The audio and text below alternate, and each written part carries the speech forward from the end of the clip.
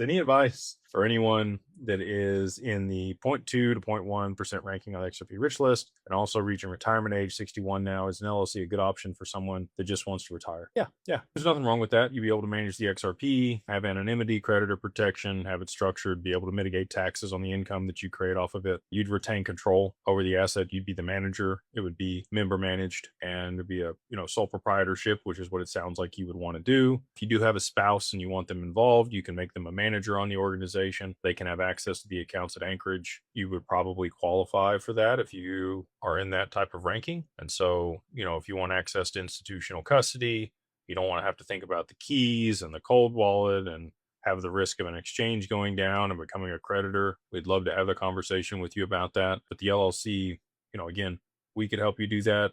You can go to app.digitalascensiongroup.com. And if you go to app.digitalascensiongroup.com, you can set up the LLC in the app for $1,500.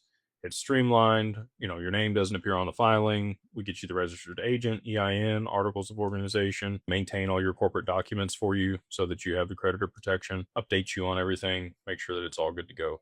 So yeah, again, not for everybody. I don't know if you have kids. I don't know what your long-term plans are, but just for retirement, that's a fantastic way to structure it. You could also do an IRA, iTrust, and there's a few other parties, including ourselves, that do IRAs. And I think you can contribute in kind into the IRA. If it's a Roth, you can, at 61, you could do $7,500 for this year and last year.